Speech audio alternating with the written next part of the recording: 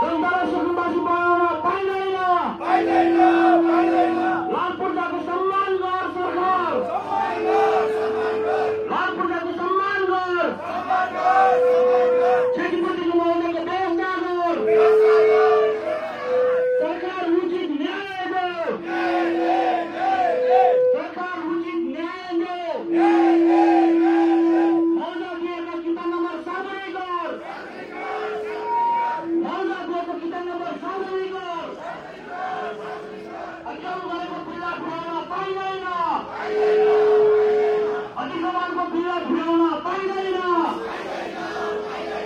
परिणतिसितले खारेज गर। व्यवसायको उचित व्यवस्थापन गर। प्रवेश दमन बन्द गर। मौजा क्षतिपूर्तिको व्यवस्था गर। मौजा क्षतिपूर्तिको व्यवस्था गर। बिना मौजा सडक उद्धार गर्न पाइँदैन। जनतालाई सुकुम्बासी बनाउन पाइँदैन। लाल पूजाको सम्मान गर। हेलो शिव साहब, हामी सम्पूर्ण आइपुगेका छौँ। हजुरले आह्वान गर्नुहुन्छ होला, हामीलाई पीडितलाई बोलाउनुहुन्छ होला। हामी धेरै बाटो हेऱ्यौँ तर हजुरले हामीलाई बोलाउनु भएन। हजुरले एकतर्फी रूपमा मात्र के भन्नुभयो भने मेरो साथ हामीले त्यो गयो हो, तपाईँले अतिक्रमण गरेर बनाएको हो। त्यसो भए शिव साहब तपाईँले हामीलाई जवाब दिनुहोस्, यो लाल पूजा कसरी व्यक्तिको हातमा पुग्यो? कसरी यो लाल पूजा हातमा पुग्यो शिव साहब? कसरी हातमा पुग्यो? तपाईँ शिव साहब हाम्रो पनि त हो नि, हो नि अरे? मेरो तपाईँले हो नि अरे? अहिले हेर्नुहोस् त, हामीलाई आरोप कुरूप बनाएर हामीले कुरूप कसरी बनायो शिव साहब? हामीले हाम्रो हात खुट्टा बाँध्नु तपाईँहरू, अनि तपाईँले हामीलाई तपाईँ हामी देखाइदिन्छौँ बजार कस्तो हुन्छ भनेर। बजार कस्तो भन्छ हामी तपाईँले भनेर तपाईँले देखाइदिन्छ हामी शिव साहब। मोर्चा लिएको कागजमा तपाईँले देखाइदिनुहोस्। मोर्चा लिएको कागजमा देखाइ शिव साहब तपाईँले हामीले आफ्नो सुकुम्बासी गर्दिनु हुँदैन भनेर होइन। हामी छ सुकुम्बासी हुने हामीले हो। सुकुम्बासी हुने शिव साहब हामीले हो। तपाईँले हाम्रो न्याय दिनुहोस् शिव साहब। हामीले हजुरलाई कुनै पनि किसिमको यहाँनिर आवाज पख्न आएको होइन। हामीले तपाईँलाई हाम्रो पीडा दिन मात्र आएको यहाँनिर। हाम्रो पीडा पनि हजुरले सुन्नै पर्छ। सुन्नु पर्ला कि नपर्ला? अहिले सुन्नै पर्छ शिव साहब। शिव साहब जब यो मुद्दा कुरा आयो, यो 57 सालको कुरा हो, त्यति बेला मैले आइकन गेम मकनपुर कलेजबाट पास गरेको हो। त्यति बेला पनि मैले गाईको कुरा सुनेकै थिएँ। यो कुराहरू मेरो जताको कुरा मेरो बुवालाई मैले पटक देखेर सोधेकै हो। बुवा तपाईँले मेरो दिनु भएको हो भन्नु बुवा। बुवा मेरो उतावला हुनुभएको त ठुलो हुनुभयो। बुवाले मलाई होइन छोरा, म एउटा आर्मी मान्छे, मैले पेन्सन बचाएर जोडेको जग्गा हो 4 दुर्जममा। 4 दुर्गा मात्रै हो मेरो। त्यो पनि पहिला 3 दुर किन्यो, पछि 1 दुर किन्यो। मेरो हात समुद्रमा भयो। अहिले पनि भन्नु शिव साहब, छोरा मैले दुःख गरेर मेरो पेन्सनको एक पाइ जोडेर बनाएको सम्पत्ति मैले हक लगाउँदा लगाएर म आजको भोलि दिन्छु।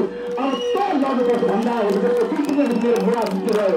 मेरो बुवा अहिले माथि हेर्दै हुन्छ र बुवा म लड्दैछु। म अन्तिम साहसम्म लड्छु शिव साहब, अन्तिम साहसम्म लड्छु। हजुरले मलाई हाम्रो न्याय दिनु होला। यो लाल पूजा तपाईँले भने जस्तो सजिलो सजिलो हात हुँदैन शिव साहब। तपाईँले भने जस्तो 521 घर भने शिव साहब 1700 घर भनिन्छ। किनकि हामीले हो। हाम्रो एक कुरा थाहा छ शिव साहब, हजुर त चित्तमा आइसियो होला, होइन सबै जुन तपाईँले अन्तमा आइसियो होला। तर वास्तविक 38 साल जन्मको म मात्र, मेरो दिदी हुनुहुन्छ, मेरो दाइ हुनुहुन्छ, हामीलाई यो कुरा थाहा नै भएन। हामीलाई यो कुरा थाहा नै भएन शिव साहब। तपाईँको भित्र सत्य नै होला, जोड त ताकै हो। अतिक्रमण गरेर बनाएको हो भने यो लाभ हुँदा तपाईँले के गर्नुहुन्छ साहब? हामी आजै भोगाउँछौँ, 20 गते हामी कुर्दैनौँ। तपाईँले छानबिन समिति बनाएर कार्य गरिबक्छोस्, 20 गते हामी कुर्दैनौँ भने आजै भोगाउँछौँ। आजै भोगाउँछौँ हामी, आजै अहिले भोगाउँछौँ हामी शिव साहब।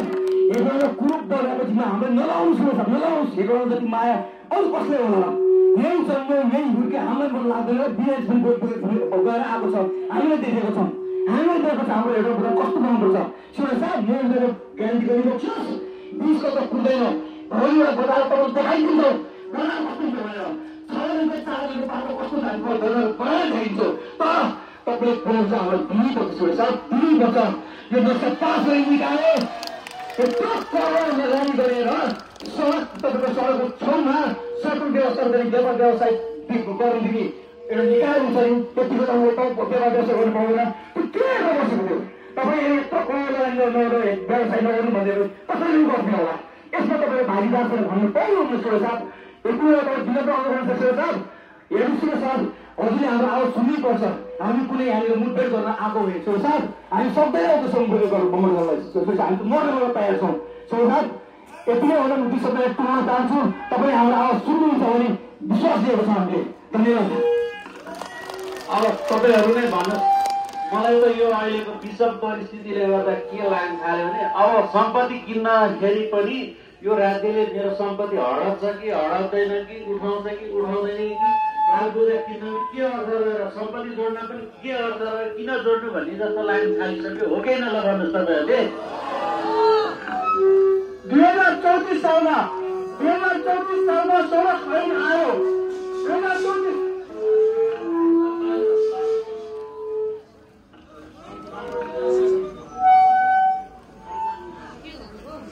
2034 सालमा सडक ऐन आइसकेपछि सडकको दाम आयो 25 मिटर सडक राज्यको भयो भने सुन्नुभयो नि सबैजनाले।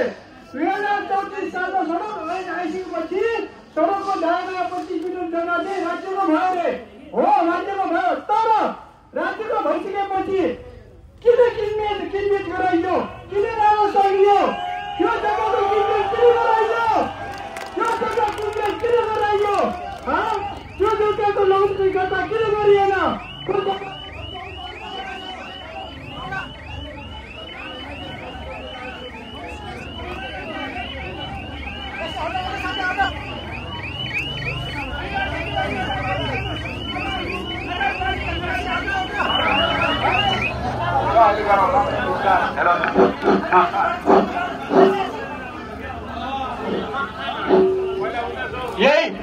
यही अब चाहिए 25 मिटर भित्रको जग्गालाई क्षतिपूर्ति मुआवजा दिन मिल्दैन भने यही जिल्ला प्रशासन कार्यालयले 2056 सालमा चौबिटौँमा 13 घरलाई मुआवजा 25 मिटरको जग्गा भित्र 16 मिटरको भित्रको जग्गाले क्षतिपूर्ति मुआवजा दिएको छ। किन दियो त्यो?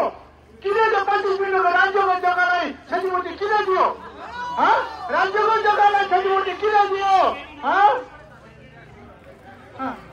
त्यसो भने कसैलाई काखा कसैलाई पाखा गरेर पाइएन। कसैलाई काखा कसैलाई पाखा गरेर पाइएन। मुआवजा दिने सबैले दिनु पर्यो।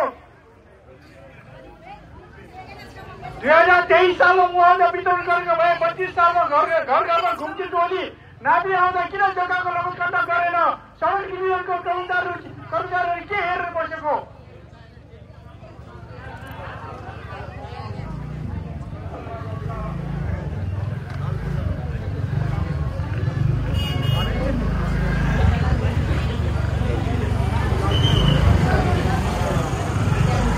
छत्तीसगढ आतंक बन्द गर।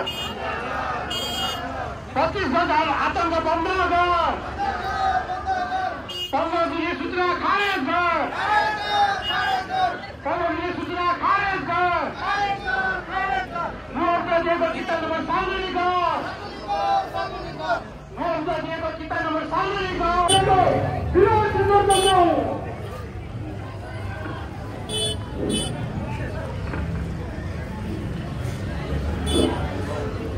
सम्पूर्ण यो 25 गज सम्बन्धी सबैजना पीडित समुदाय आमा बुवा दाजुभाइ दिदीबहिनीहरूमा हामी अहिले दोस्रो पहिलो सडक डिभिजन कार्यालय त्यस पछाडि जिल्ला प्रशासन कार्यालयमा हामीले ज्ञापन पत्र बुझायौं। यसको निकास चाँडै होस् भन्ने विषयका कुरामा अहिले अब हामी हेटौडा उपमहानगरपालिकामा आएका छौं हाम्रो ज्ञापन पत्र बुझाउनलाई। तर यहाँ अब मेयर साहब र उपमेयरज्यू हुनुहुँदो रहेछ।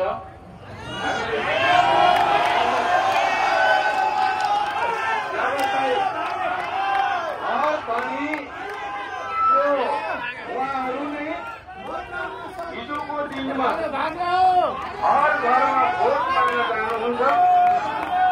आज वास्तविकता घरधनीहरूको सबैको के हो त वास्तविक समस्या भन्ने विषय कुरा गर्दाखेरि यी कुराहरू आए। अब केही समयभित्रमा नै हामीले उहाँहरूले प्रशासन पढ्नु हुनुहुन्छ, उहाँलाई तपाईँको ज्ञापन पत्र बुझाइदिनु जनताको जनप्रतिनिधि जनप्रतिनिधिले यहाँ चाहिँ प्रशासन पढ्नुलाई भेट्नु भनेको कति लगाएको कुरा। मलाई आश्चर्य लाग्छ तपाईँहरू सबैले भोलिको दिनमा हामीले मनन गरेका छौँ। त्यस कारणले अरू कुराहरू हामी आफ्ना मन्तव्यमा राख्नेछौँ, हामी केही कुराहरू राख्नेछौँ। त्यति बेरको लागि हामी 5 जनाको प्रतिनिधि भित्र जान्छौँ र ज्ञापन पत्र बुझाएर अनि हामी 7 जना ल तपाईँहरू गेटमा आउनु होला। यति भन्दै केही समय धरि धारण गर्नको लागि म हार्दिक अनुरोध गर्न चाहन्छु। धन्यवाद। क्षतिपूर्ति मौजाको व्यवस्था गर, क्षतिपूर्ति मौजाको व्यवस्था गर, सरकार उचित न्याय दो, सरकार उचित न्याय दो।